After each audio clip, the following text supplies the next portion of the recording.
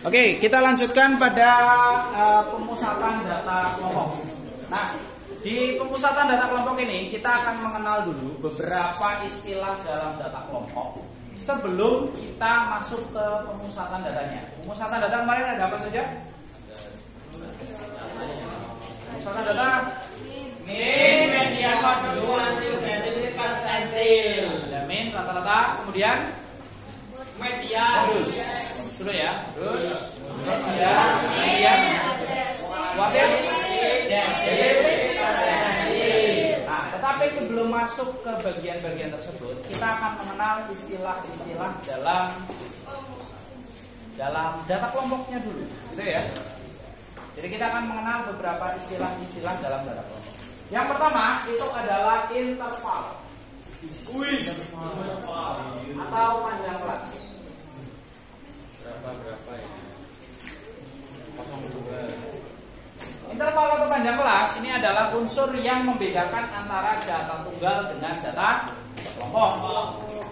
Kalau data tunggal, tadi datanya ya mewakili dia sendiri. 5 ya diwakili 5, 6 ya 6, 7 ya 7, 8 ya 8. Itu disebut sebagai data tunggal. Tapi dalam data kelompok, dia dalam bentuk interval atau panjang kelas. Contohnya misalnya 21 sampai 25 sampai misalnya berapa ya? 29. Ya 29 berapa? Yes. Berarti 10 Pak. 21 sampai 29. Berapa panjang intervalnya? 10. 8.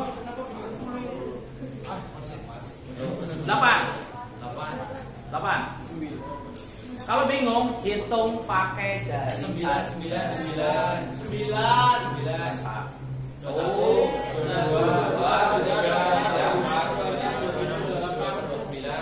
Berarti berapa intervalnya? 9. Jadi ini adalah contoh data kelompok dengan interval 9.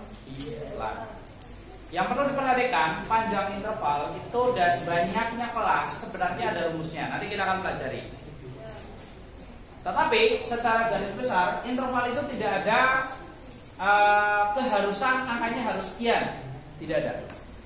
Kecuali nanti kita hitung rumus, oh pasnya ini intervalnya misalnya 10. Oh berarti kita pakai intervalnya 10.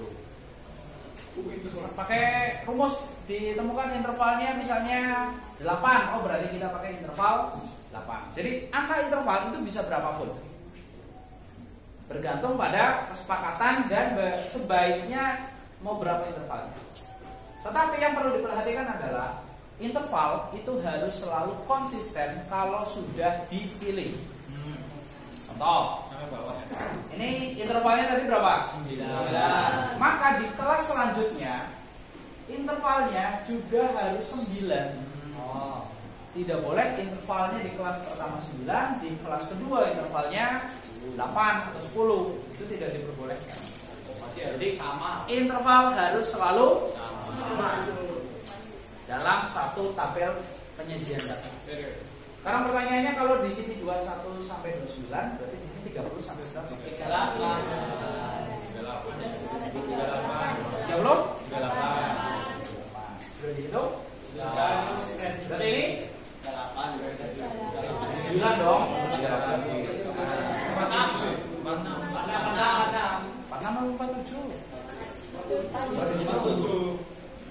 9 yang di 40, 41, 42, 43, 44, 45, 46, 47. Maksud itu 46. Lalu di sini 48 sampai 6. Di sini 5, 70 sampai kemudian sini 66 sampai 74. Nah, ini adalah interval data ke. Lalu ada ya frekuensi ya, F itu frekuensi. Frekuensi berarti seberapa banyak data itu muncul dalam suatu kelas. Misalnya 21 sampai 29 ada 5 data. Oh, berarti yang nilainya 21 sampai 29 ada 5. Ya. Kemudian ini misalnya 8. Sini misalnya 11, 13. Oke, di belakang ini berapa nih? 13, 24, 37. Udah berapa nih? 37, yakin? Iya. Iya. Sama ini berapa? 13, 11, 24 tambah 13, 37. Oke, biar menarik kita buat datanya pas 40. Gitu ya. Jadi ada 40 data dengan penyebaran seperti ini. Nah, ini kita sebut sebagai data kelompok. Oke. Nah, itu tadi kita sudah mengenal interval. Unsur lain yang ingin Bapak kenalkan itu ada 4. Yang pertama disebut sebagai batas bawah. Lalu yang disebut sebagai tepi bawah. Yang kita sebut sebagai batas atas. Dan yang kita sebut sebagai tepi atas. Ini adalah istilah-istilah yang nanti akan sering kalian jumpai dalam analisis data kelompok. BB itu batas bawah ya, bukan berat badan. Oke, nah sekarang apa yang disebut sebagai batas bawah? Batas bawah berarti Mana? kelas paling bawah. Nah, unsur-unsur ini itu kita namakan dalam kelas-kelas. Jadi bukan berarti keseluruhan. Jadi untuk menentukan ini kita harus pilih salah satu kelas terlebih. Bapak anggap misalnya Bapak akan memilih kelas yang ini. Ya, random saja, gitu ya. 57 sampai 65. Intervalnya tadi berapa?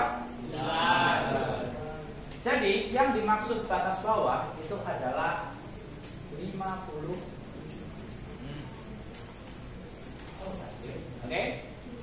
Sedangkan yang dimaksud batas atas itu adalah 60.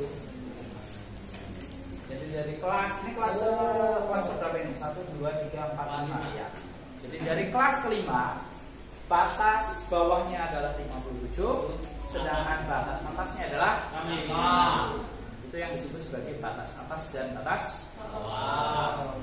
Jadi setiap kelas itu punya batas atas dan batas bawahnya masing-masing. Begitupun tepi bawah dan tepi atas. Apa itu tepi bawah dan tepi atas? Jadi tepi bawah dan tepi atas itu adalah selisih dan jumlah dari batas atas dan batas bawah dengan setengah satuan terkecil dari batas atas dan batas bawah.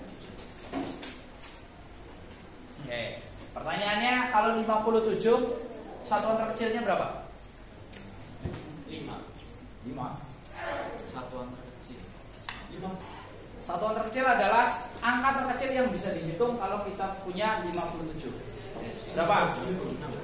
Dibagi. Satuan terkecil dari 57 adalah 1. Oke. Kalau misalnya satuan terkecil dari 2,5 0,1, betul. Oh, bisa dipahami? Kalau satuan terkecil dari 2,25 0,01. Bisa dipahami Pak Kiri? Bisa. 57 satuan terkecilnya adalah 1. 2,5. Bapak tulis sini ya. 57 satuan terkecilnya adalah 1. Kalau 2,5 satuan terkecilnya adalah 0,1. Kalau kamu punya 5,75 satuan terkecilnya adalah 0,1. Kalau punya 0,003 berarti satuan terkecilnya adalah 0,0.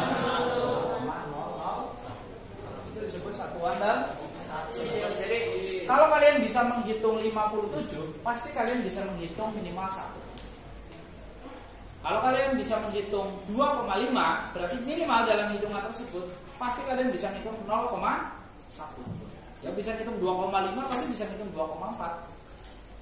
Ya kan? Ya. Berarti paling nggak kalian bisa menghitung 0, nah, yang akan kita tambahkan dan kurangkan itu adalah setengah dari satuan terkecilnya.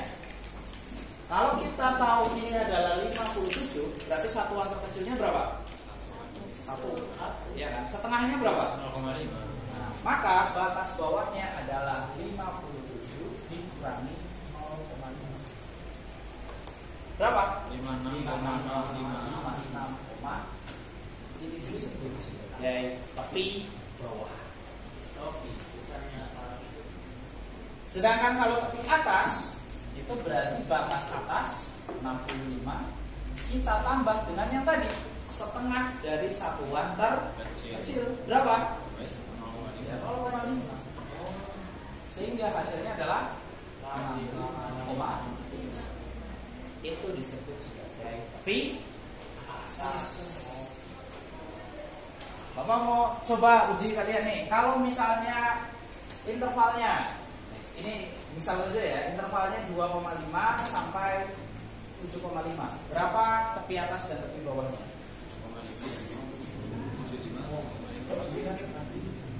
Tepi bawahnya 2. Tepi bawahnya 2. Sebentar, Pak. Bukan. Bukan. Kalau 2,5 sampai 7,5. Setengah dari 0,1. Berapa?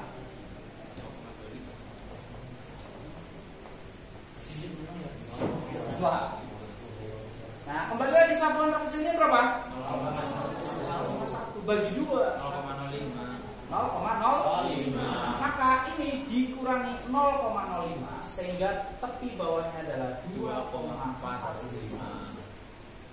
Sedangkan tepi atasnya ini ditambah 0,05 jadi 7,55. Ada komanya ya.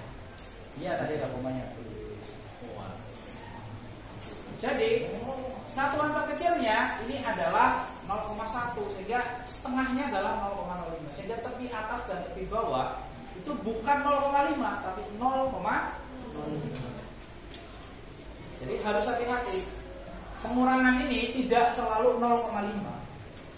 Kenapa biasanya ditulis 0,5? Ya karena rata-rata data bentuknya adalah bilangan bulat. Jarang ada data yang bilangannya pecahan atau desimal. Tapi perlu dipahami, ini tidak konsisten harus 0,5, enggak. 0,5 itu dari satuan terkecilnya. Bisa dipahami? Bisa. Jadi kalau mengurangkan ini jangan asal 0,5 itu, lihat dulu satuan terkecilnya berapa. Tapi ya jarang sih ada soal yang koma-komaan. Biasanya soalnya ya bilangan bulat seperti ini, sehingga rata-rata pasti hanya dikurangi dan ditambah 0,5. Oke, sampai di sini ada pertanyaan berkaitan dengan unsur-unsur di data kelompok. Silakan.